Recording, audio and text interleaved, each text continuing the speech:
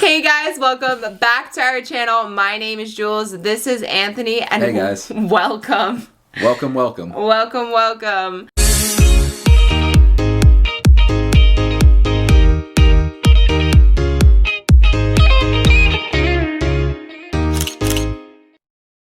So if you guys haven't already, please subscribe to our channel.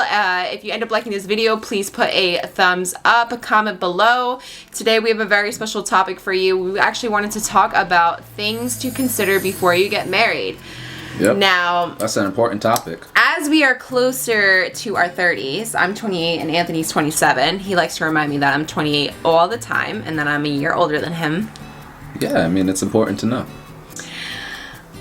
You get this topic a lot. Your friends start getting married, they start having kids, your parents start questioning you. You know, we've been together for about 6 years, or almost 6 years. So, yeah, it seems like it's forever. Just kidding. Feels like yesterday. I love you. Wow. Is this like, is this even a real video, or is this just like a pressure cooker right now? Like, Ant's feeling the heat. He's like feeling the heat. I've been ambushed. I think he's like regretting this video already. Oh man. Just so you guys know, also, we are not married. If you haven't guessed already. I think they know, babes. I think you made it perfectly clear what's up. A lot of times we do get a little comments or questions when we're getting married. I don't think it's anything, you know, anything malice or anything coming from a bad place. It's usually just to ask, you know, it's kind of like when you're in school and people are like, how's school? And you're like, school's good. Like, when are you getting married? It's just like one of those questions. I don't know. Dinner, yeah. Like they just have to ask you, like, yeah, when you get kids getting married, it's like, I don't know. Yeah, next time grandma asks you that, be like, well, how many medications are you on now? Any new ones? You're like, missing grandma so hard. I'm gonna tell her. Not my grandma. My grandma's an amazing athlete, to be honest. That's actually true. Yeah, my grandma. Your grandma's super progressive. She's, like. I don't think she's asked us one time if we were getting married.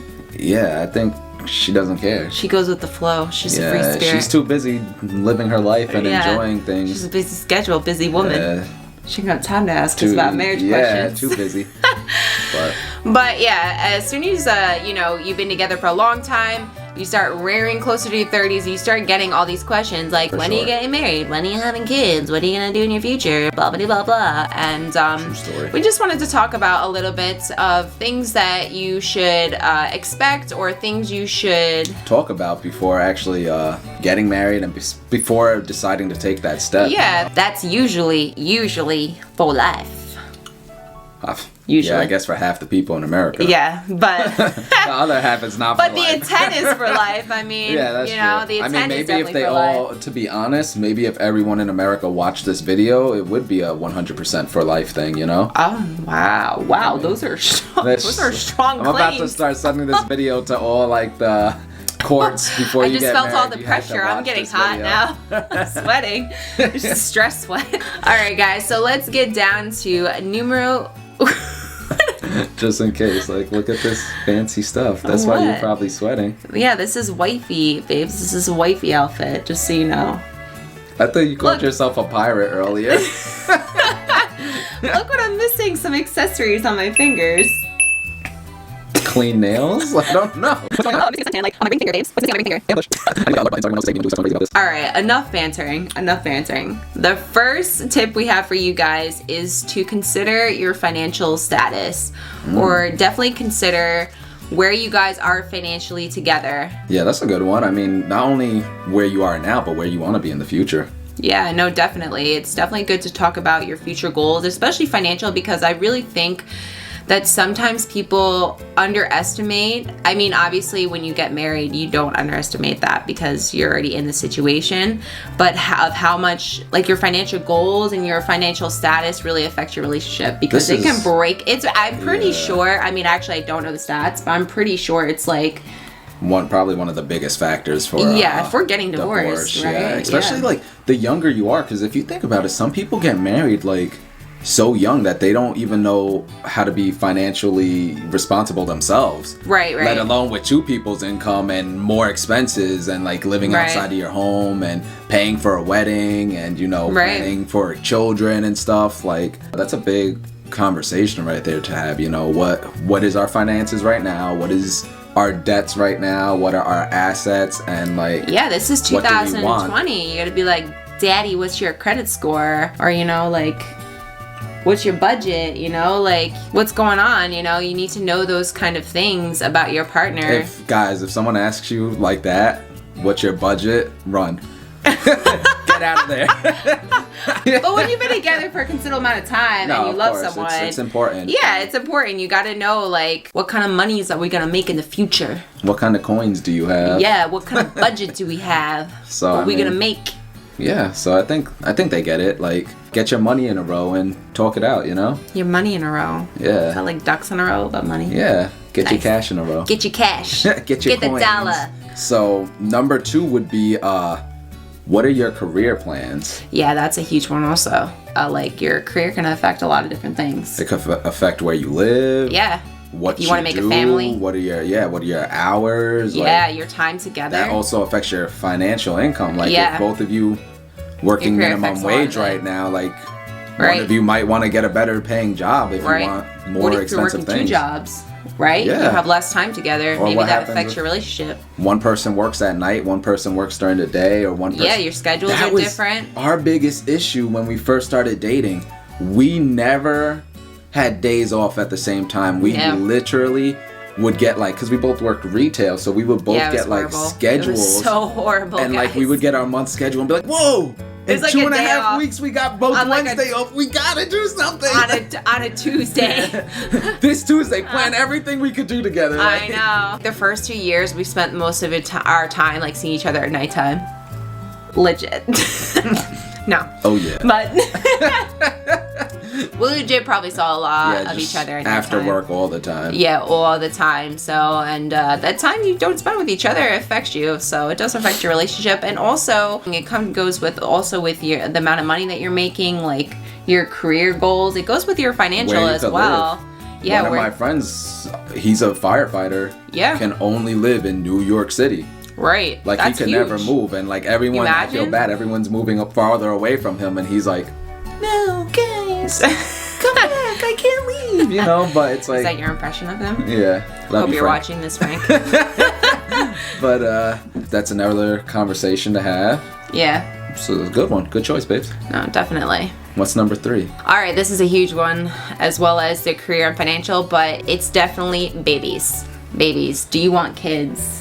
How many kids? How many kids do you want? Do you want a family? Are you a family person? Like, kids is a huge thing. I feel like right off the bat, like, especially, maybe not when you're younger, and I could be wrong about this, you know, I don't want to create stereotypes, but I feel like as you get older, okay, the clock is kind of ticking, especially for women, you know, as far as like, you know, being very fertile. I mean, listen, medical is advancing these days, and I'm sure like in the future it's not going to be as big of an issue, but you know, as we get older, we have to consider, you know, if we want kids or when you want to have kids as well too. That is a big conversation. Yeah. And we actually, I mean, not to sidetrack, but we go into this we do actually go into this a lot. We go into this before marriage. Actually, we talk about kids more than marriage. Well, I was gonna say we go into this on our next Romance is Dead podcast. Oh yeah, we go into this more. Oh yeah, I thought you were talking about this now. I was like, yeah, we talk about kids now. We go into more details with that, but no, it's important. I mean, and the other thing is, can we even have kids? Yeah. That's a big thing. What happens if we can't have kids? Do we... Yeah, it's actually really good to think about that scenario, because that does happen to people. Do we just live our life without children? Do we have bird Are you babies? okay with that? How willing is that going to change? Do you think that might change in the future, or do you think that's kind of like set in stone? Because I know there are some people that are like, I'm definitely having kids, and that's never going to change. And then I've also had like some people that I've known that said they didn't want kids at all, and then end up like obsessed with kids. Then they got like 8. Yeah. And you're like, ooh, what happened to you? Yeah, but it's very true. You ever saw Castle Transylvania or something, or Hotel Transylvania? Yeah. Like the little werewolf with like hundreds of little babies like running around. Like, those are the people who never want kids when they're young. And they got all those little hedgehogs on their back, all those little baby mufflets. So another big one, guys, is how are you with each other's friends and family? Because that is really important, especially usually most of us, our friends are very important to us, our family is very important to us. It definitely affects our relationships, and being friends with his friends. He has such awesome friends, wonderful friends, and now I'm so happy to call them my friends. But to be honest, it's never been an issue with me because I love all his friends so much, and I think that's so important that, you know, you either get along with your spouse's friends or your girlfriend's or boyfriend's friends, and or, you know, your mother-in-law, those in-laws, the family, the in-laws, you know, that could be huge. I mean, if they're not close to their family, maybe it's not that big of a deal for you guys, but eventually I'm sure somewhere it's going to impact you. Yeah, of course. I mean, in-laws are going to be there probably forever if they're close to the family, and I mean, if they're not, that could bring its own set of issues maybe down the line. But I've dated some guys too with crazy moms. Yeah. Crazy moms. I can't even imagine if they had I had that as my in-law. That would be like insane. Yeah, that's crazy. But I mean, as far as friends, I mean, they're like family. Like if they're close, I mean, I only have a small amount of friends, but luckily. Imagine if I didn't like your friends, that would be a huge issue because you see your friends all the time. Yeah, they're literally, I don't have any siblings. My cousins all live far away, you know, like my friends are my close family, you know? Yeah. Even my close family all live with that, like out at least an hour or two away. So it's like, my friends are my family, and it's if you didn't like them, that'd be a big issue. Sketchy. I don't know if we could be together, honestly. Well, no. I think you would have dipped. See ya. See ya. Would nice to be ya. We both said the same words. Imagine if your mom didn't like me. Oh, I would not want to be on her bad side. Oh. So, how compatible are you as roommates? This was a big issue when we first started dating. Yeah, this was actually a huge issue. Not only complete opposites. Yeah, complete we are opposites. Getting so much better. I mean, yeah, we've actually grown together. Crazily luckily, better, but yeah, luckily we've grown together instead of growing apart. It's very weird how that happens, but yeah, I mean that. It was a lot of compromising. Yeah, but honestly, even before marriage, just dating, that was like a big issue. Like, Julie would just come over and it would be like Hurricane Julie came through. Like, oh, like, look, I have eyelashes everywhere. Oh, look, you know, socks in all different places of my house. Like I used to like go take showers and they'd be like eyelashes like watching me in the shower. Like, I'm meanwhile, this guy has like OCD and does like a bedtime routine. Oh my god. I wake her up every night while she's sleeping. Sorry, no, babes. But these things kind of like get to you, you know, even like... Imagine you snored. No, I swear to God, there's such small things that can annoy each other. Like, he even hates, like, sometimes I just, like, stomp around because I'm very heavy-footed. It's like living with a rhino. And so he literally gets so annoyed, but... Honestly, it's just, you know, those are the things you just kind of have to either compromise with or, you know, like we try to, you know, not annoy each other so much. Like these things you don't learn until you either live together or you've been together for so long you pick up on them because like, oh, we would have been in trouble if we just started like living together and got married right away. Oh my god. Like I know when I go to bed at night that Anthony is gonna wake me up fluffing the covers and lotioning his feet and rummaging in the drawer for 10 minutes, digging out stuff. Like I can hear him shuffling in the side drawer at nighttime and it like wakes me up every night and I'm just like I've become at peace with it. Yeah. So he's very OCD. Like you have issues. But definitely, guys, learning how to live with each other is really, really important because unfortunately, even though those are small things, that can really break you also, or at least cause a lot of fighting.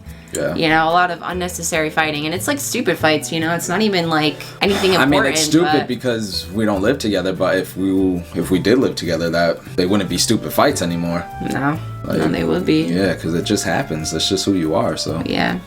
So number 6. Wow, this we had some good 5 ones. Yeah. Number 6, I do not understand. Is there something you are expecting to change? You don't know what that means? Like, are you gonna like become a guy one day or something? No. No, oh my god. Okay, so basically what this means, babes. guys. Basically what I'm Julio now. I'm just kidding.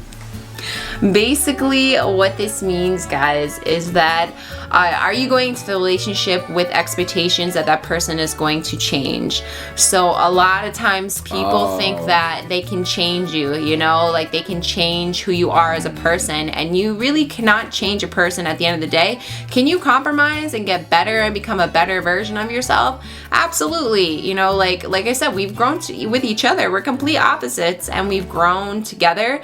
But it took a lot of work, and I don't know if it's because, you know, our chemistry is so good or our communication is so good that we've been managed to grow together. But I could have definitely seen there were certain points in our relationship where it's like, it's kind of like you have to think, do I really want to live with these behaviors that he does? Or he thinks to himself, like, do I really want to live with her behaviors or her faults or her flaws? So it's just important to know that most likely those things aren't going to change. Could they get better? I'm sure they could, but most likely they're not going to get better. And it's like you either accept it and kind of like grow on it, or, you know, you get divorced, I guess.